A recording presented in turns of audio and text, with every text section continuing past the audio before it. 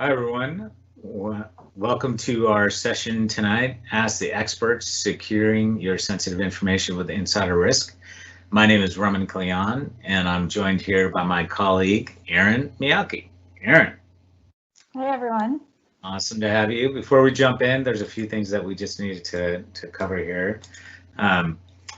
So we want you to want this to be an interactive session. Would love to have questions posted in the chat.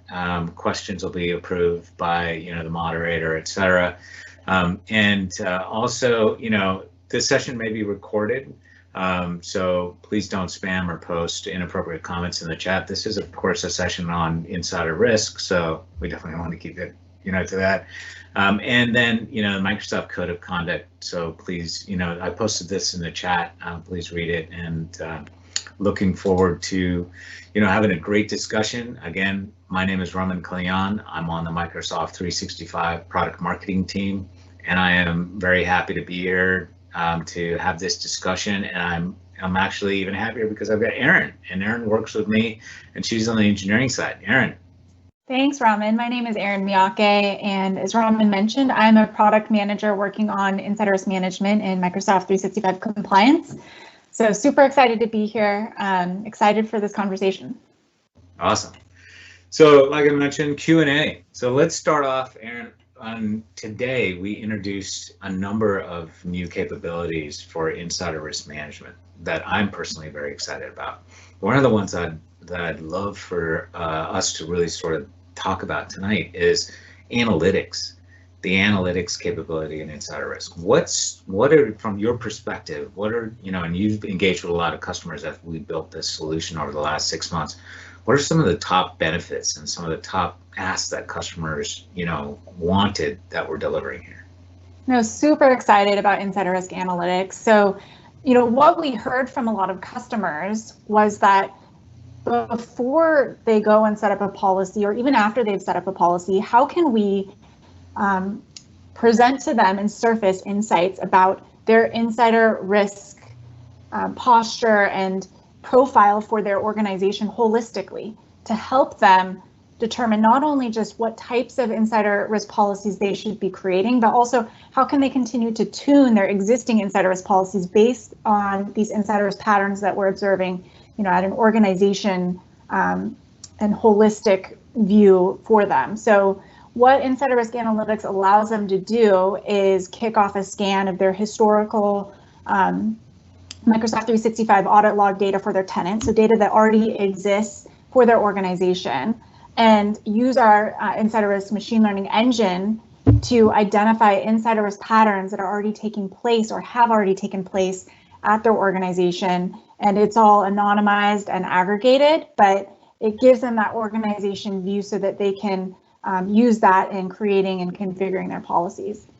Awesome. So what kind of patterns would they typically see? Yeah, so a couple of them, for example, you can start to identify possible data exfiltration activity that's taking place at organizations. So, the percentage of users who are sending emails to external recipients, or the percentage of users who are copying content or sensitive content to a USB drive, for example. So some of those patterns that could indicate data leaks or data theft. So data theft, so that's an interesting angle. So when you think about data theft, there's people that are still with the organization that might be putting sensitive content on a USB. As an example, I've got a great white paper I wrote, I put it on a USB. It's confidential data that's, causing risk to the organization because now I've transferred a sensitive document onto a, non-confidential type of storage device, right? That's one. But the other one is if I'm leaving the organization, the people that are, hey, I'm resigning, I'm going to go to either a competitor or wherever I'm going, and I'm taking data with me. Talk to me a little bit more about that one.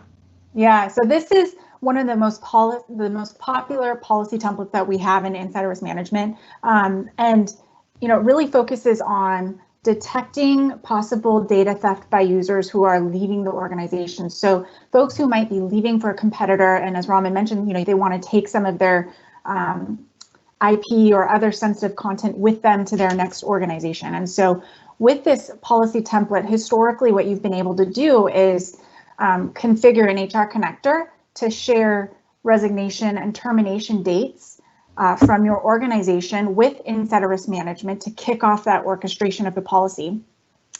What we've introduced now, and what's also surfaced in analytics, is you can actually leverage signals from Azure Active Directory for the accounts in your organizations. And so you can detect in a very seamless way from Azure Active Directory when an account has been terminated to kick off that orchestration of the policy. And it eliminates that need to have to set up that HR connector to start getting insights. And it's not only, that's awesome, by the way, but it's not only when an account is terminated, right? In Azure Active Directory, it's like, for example, there might be a flag in AAD that allows me to say this person is resigning, or this account needs to be disabled for whatever purpose, right? And that we can use as a trigger as well. Yeah, that's exactly right. And, you know, even with the HR connector, there can be some gaps, right? So there's a practice that we've heard from customers called backdated terminations. And so with an HR connector, it works, and it works especially well when you have, you know, notice that a user will be leaving the organization, and you have, for example, like a 2-week resignation period that you can feed into the system. With the backdated termination, you might not have that. You might have, for example, a user who's leaving for a competitor and they're getting walked out. Or you might have a manager who even forgot to submit the resignation or the termination in the system until after the user has left. So with this integration with Azure Active Directory, you also can address that specific scenario and kick off this orchestration of the policy in a very seamless way. Nice. And because we are basically reasoning over the Microsoft 365 audit logs, which are already in your tenant, and those audit logs allow us to go back at least 6 months, even that scenario is really valuable. So let's imagine, you know, I left the organization, my manager forgot to put something in about resignation, and then the next thing you know, 2 weeks from now, they say, hey, Roman resigned. We can go back 6 months to see what I was doing 6 months ago. That's right.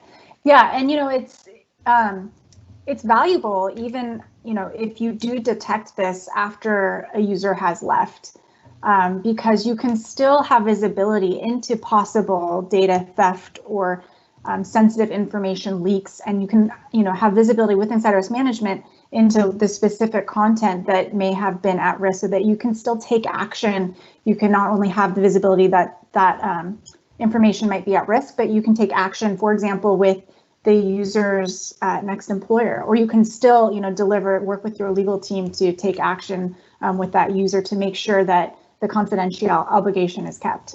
Yeah, and that's awesome. I mean, that's kind of like the slide dog example we use in many of our videos. If y'all haven't seen that, we use that example. It's an example of, you know, a number of individuals who left an organization with confidential data. They actually emailed it to themselves. They used the subject line, "You slide dog you," hence why they're called the slide dog gang when they got taken to court. But they got caught only when the information that they had taken was inadvertently leaked from the competitor that they went to. So in this case, you know, the organization could have, and that was a year later, the organization could have caught that scenario with this analytics or with this sort of AAD integration that we announced today. Yeah. So really, really powerful.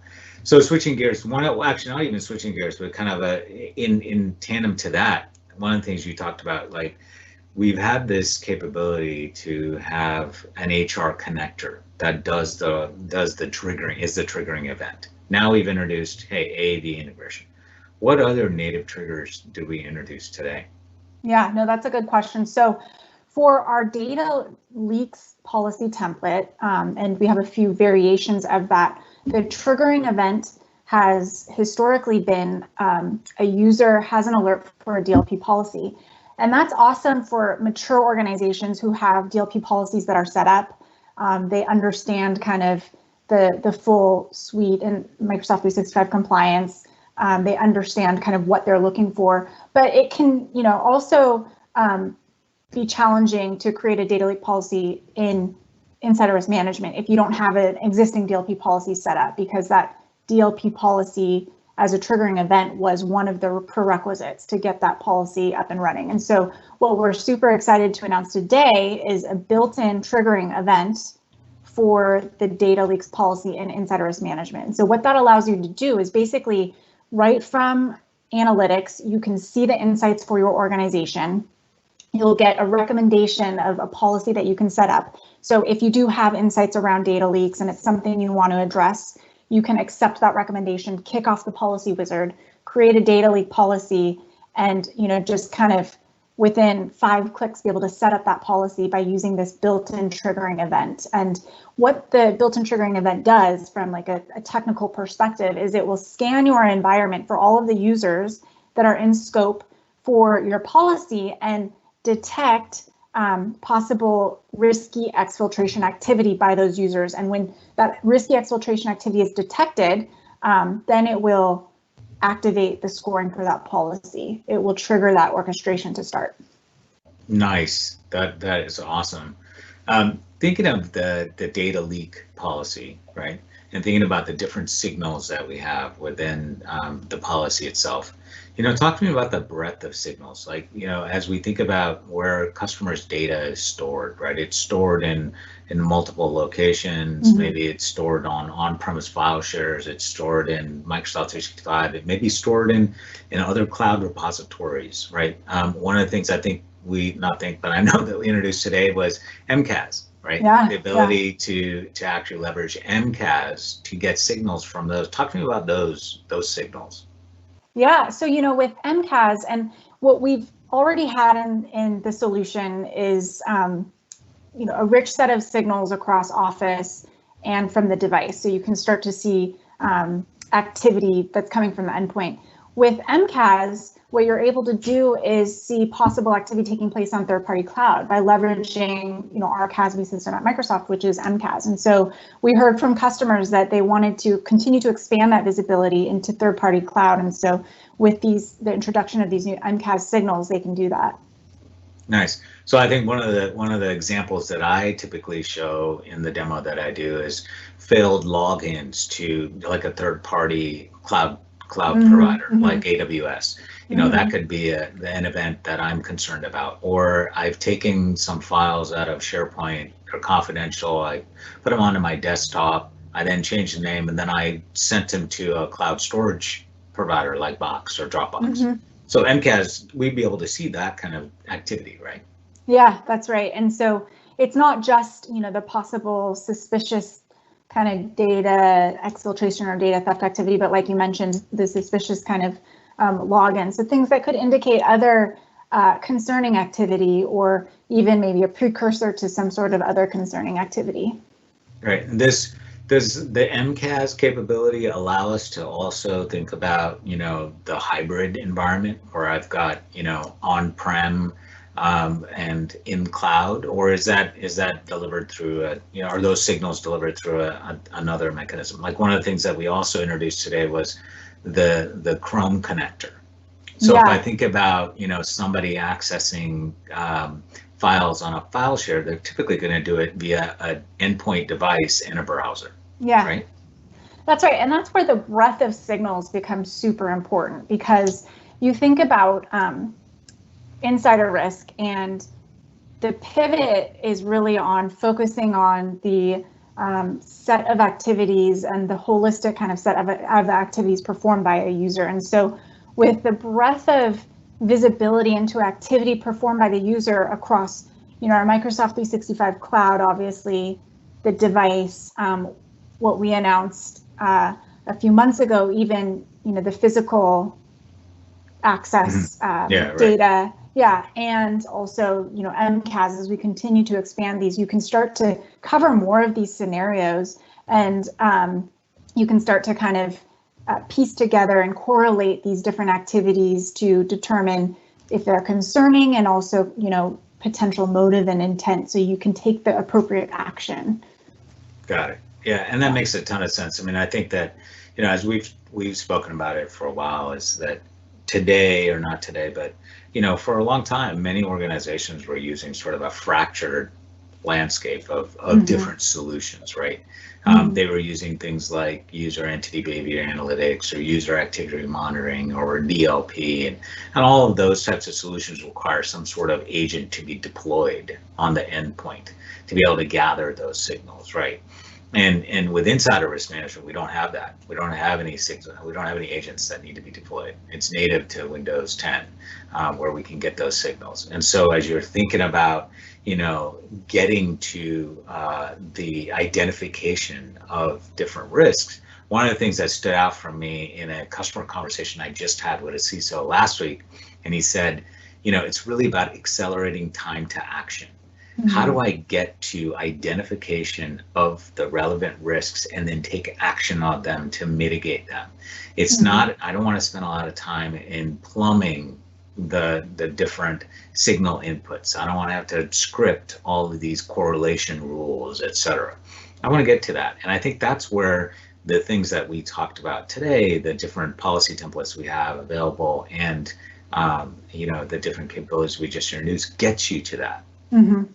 Yeah, no, I think that's a super good point, because if you think about this fractured approach, and when we do talk to customers and we hear from survey results and things like that, Raman, that you and I have looked at, we do see a lot of times organizations, they're trying to kind of manually stitch together multiple different solutions, UEBA, UAM, DLP, to try to cover that end-to-end insider risk management.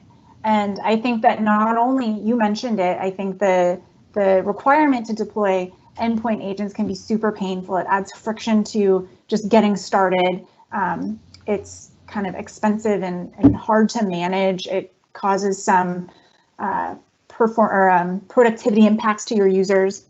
But then, not to mention, because you have these disparate solutions and you're trying to kind of stitch them together manually, there's also gaps that you might have. And I think also, just the startup time, like you mentioned, of trying to configure everything manually, write these scripts, figure out your rules, kind of figure out what you're looking for in this really broad kind of breadth of information, and figure out how you can start to find those needles in the haystack can be challenging.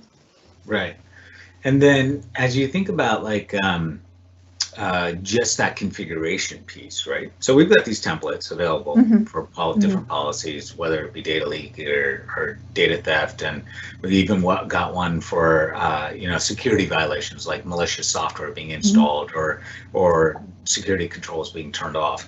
But one of the things that I found interesting, and in terms of one of the features we released today, was policy health. Is to give organizations that insight into, hey, this policy that you just configured is either running healthy or there might be some things going on with it. Talk to me a little bit about that one. Yeah, so when you're the real the meat in running insider risk management, it's you want to be spending your time reviewing the alerts and being able to take action quickly, and you want to have confidence that what you're reviewing is accurate and it's comprehensive. You don't want to, get to your alerts dashboard and see you have very few alerts and then start questioning well, are things working, or do I really only have a few alerts? And so with policy health management, what you're able to do is have visibility into, whether your policy is configured as it should be, as expected to work effectively, and also if there's any warnings or other recommendations to improve how your policy is configured so that it's working in an optimal way, and you can have that confidence in the alerts that you're seeing so that you can, focus your energy on reviewing, triaging, and taking action on those risks. Nice. And definitely this comes into play, especially when you start getting a little more sophisticated and like, for example, deploying an HR connector, right? And our HR connector, it's a generic HR connector, meaning that we can go in, you can create a CSV file, and that takes how quickly does that data get, refreshed?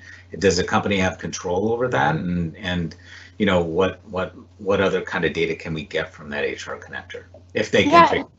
Yeah, you know, and it depends on the organization's needs, and I think their processes as well. So a lot of customers we see, they send a daily feed because that's kind of in sync with how they refresh their data. Other organizations, they might have, you know, a longer delay between when they're importing data, but that's because that's in sync with kind of how their organization manages that data.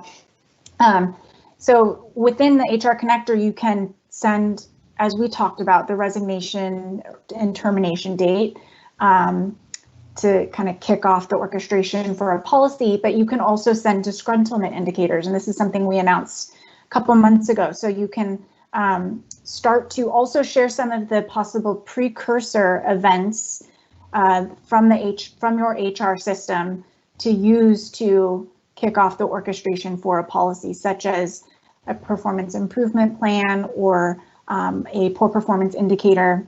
And this is all something that is managed by the organization. So they can choose what they want to send. They can, you know, review that with all of their stakeholders, such as HR and privacy and legal, and decide what makes sense for their organization. Awesome. That's awesome. Now, switching gears. So, we've talked about making it easier to get started with insider risk. That was one of the vectors that we focused on in this particular release, right? Finding the hidden risk within your organization, getting started, quickly getting to identification, and then accelerating the time to action. However, now there's another aspect to it too, right? We talked about earlier the DLP aspect. So DLP is more of a transactional sort of view into user activity on a particular piece of content, right? A more content activity, let's say. Insider risk is more sophisticated in that you've got multiple activities that may constitute an insider risk, right? So you have somebody downloading a piece of content, then they take that content, they put it into some location, they may rename it, they may, then delete that folder, they may move it to a different location, they may do it over time. Yeah. And I know that today we introduced 2 new models. One was sequencing, so I'd love for you to talk about that. And then the other one was one which, to be honest, I'll let you guys in engineering name it, and I'm not going to do that again. Cumulative, whatever it is, cumulative exfiltration anomaly detection. Like, I can't even say it like 10 times. Okay. So I'd love for you to talk to me about both those models and sort of our sort of vision in terms of, more models to come in the future, because there are other areas that organizations are concerned about, right? Yeah. Fraud and of course we've got other solutions that we look at in terms of other issues, but those 2 specifically, let's talk about those, sequencing and the CAD. I'll just call it. Yeah, for sure. No, this is super exciting and it's super cool. So the first one's sequencing, as you mentioned. So what it allows you to do is start to gain visibility into, independent activities that are actually related, because a user has performed the sequence of activities on a set of files or an individual file. And so we're able to track these files through these individual activities to show you this relationship. And this can shed light on, the user's intent and their motivation, and help you kind of quickly and effectively determine how risky it is and the action that needs to be taken. So the example you gave, I'll expand on that. So, you might have a more sophisticated or savvy insider. They know that there's insider risk detections at their organization, and they're trying to evade getting detected. And so what they might do is take files, download them. They might take sensitive files from a SharePoint site, download them, rename them to something more innocuous, like soccer schedule or family vacation itinerary, something that sounds kind of personal that you would gloss over if you were an analyst, and then proceed to exfiltrate those files via a number of different ways, right? They could send them via email, they could print them, they could move them to a USB drive, and then finally delete that file from their machine to try to cover their tracks. And so you can see that by being able to kind of trace this series of events in the sequence, it starts to look more concerning, and it's going to influence the way that you review the activity and how you respond to it.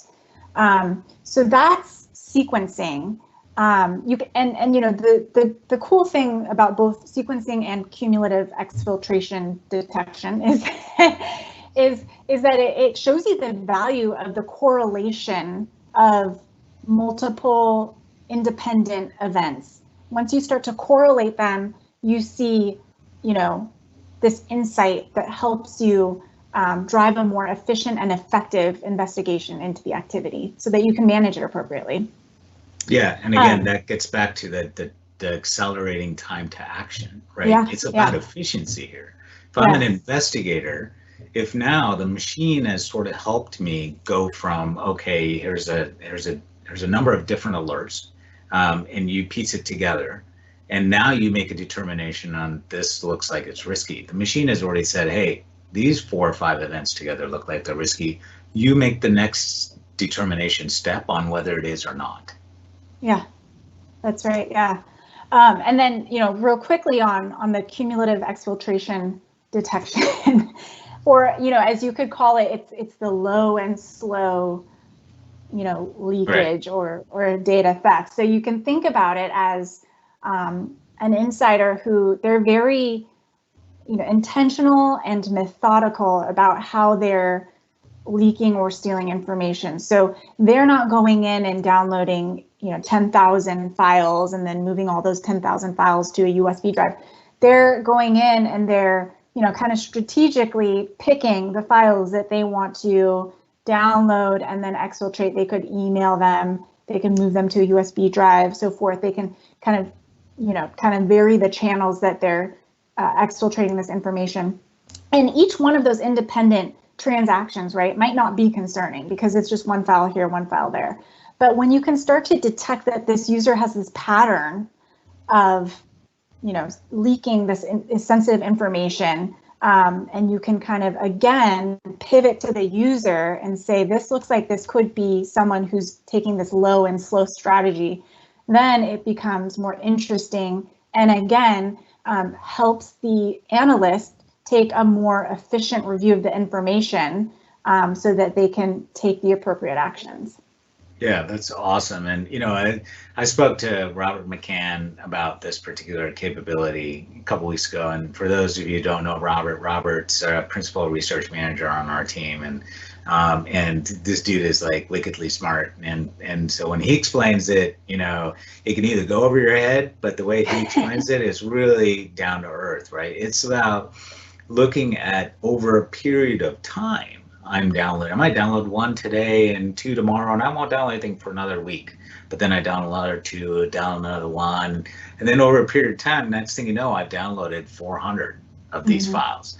And to your point, it's hard to detect. But not only that, but the way that they've built the model is that it's looking across the tenant, or it's looking across your base to compare the baseline to what you're doing. And it's so like just wow, that's amazing, the kind of technology that we can come out with, right? Yeah. Lastly, I know we've got a couple of minutes. You spent a lot of time in the Microsoft Insider Threat group in terms of managing our program here. Lastly, one of the things I just wanted to quickly touch on was the importance of collaboration with HR, with legal, you know, to ensure that, you know, we maintain this level of privacy, this level of, you know, trust. Yeah. Just quickly touch on that, and then I think we're good. Sure. Yeah. So yeah, in my previous role, I was actually on the insider risk team at Microsoft in our security organization, as Raman mentioned. And, you know, one of the things that really became very apparent early on is that when you're thinking about insider risk, it's a different lens, because you're looking at risk coming from within your organization, from your own workforce or your own, you know, set of colleagues. And so you have to really kind of take a different approach. And there's some other considerations when you think about how you know, detect and analyze and respond these types of risks. So you want to engage HR, right? Because there's a cultural component. You don't want to negatively impact, you know, your company culture or morale. There's also the privacy piece of this, where, you know, you have to be careful, like what are you detecting from your own workforce and in your organization, and how do you manage that? And then there's also a legal perspective, employment law, right? And how you respond to this, and the guidance that they can provide, and how you do that in a way that makes sense for your organization. So yeah, it was super valuable, I think, to have those learnings, and it really reinforced the importance of having that cross-discipline collaboration and coordination throughout the process. Yeah. Awesome. Thank you, Erin, and thank you everyone for attending. We really appreciate it. It was a great discussion. We've got a ton of content for you here. Please definitely go visit our blog and check out the videos that we have. And again, have a great evening, great morning, great afternoon, wherever you're located. And we look forward to hearing from you. Thank you again. Thanks, everyone.